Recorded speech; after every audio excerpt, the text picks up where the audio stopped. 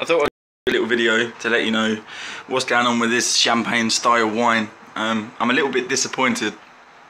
After 4 days of adding the sugar and yeast to the Pinot Grigio and Apple Champ that I made in separate batches and then mixed and then bottled, after 4 days I opened one just to see if it was being carbonated, if it was working, and it was. So I resealed it and then put it aside. So when I brought these back out the shed, that's the one I went for because it was the most ugly. And it was really good, although a little bit cloudy. So I've opened another one today, just to see, because it's about a month to 5 weeks on, and I am disappointed. The carbonation's there, but because there is too much carbonation, what's basically happened is it's volcanoed, bringing up all the sediment from the bottom. So I've got an even cloudier result than I had the first time.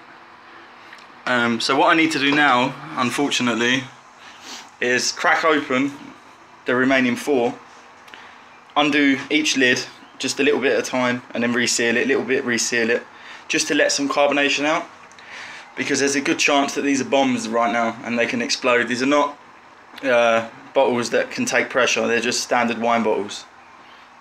So the bottom line of it is I've got to basically open all of these outside with gloves on to make sure that I'm safe, they don't explode. I've seen a few guys make similar stuff and the bottles have just bang, shattered everywhere, and I don't want that, especially not in the kitchen. So although it's fizzy, it's too fizzy. I am still going to drink it, although cloudy. It's really nice. It's just a shame that it's so cloudy. So they basically do the same thing in Champagne region. Not that I'm claiming this is champagne, but it is the closest thing I'm ever going to get to it. So basically, by opening some of these, well, all of these, I will release the carb, mixing in the sediment at the bottom of each bottle, which they all have. That's what you get with homebrew. It's unavoidable, but there are ways to get rid of it. Number one is to store the bottles upside down onto a connective tray, which is quite expensive and not something that I'm going to do because of the sheer amount that I make. This was just a trial batch, and upstairs I've got another load of it going, so I'd need at least 20 little devices that would catch the sediment, plus 20 separate lids, and it is just a long story.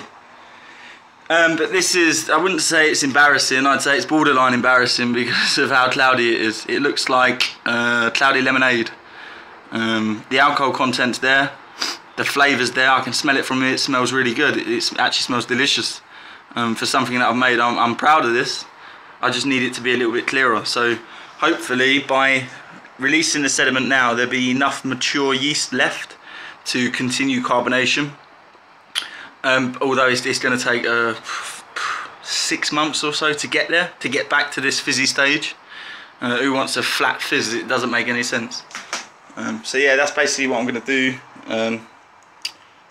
But I'll let you know how it goes, and I'll keep you up to date, and hopefully this time next week when I crack open another one, because this is basically a sample. I don't know why I decorated the bottles to the extent that I did. Spray paint labels, heat shrink caps, the lot, I don't know, but they look pretty. What more can I say?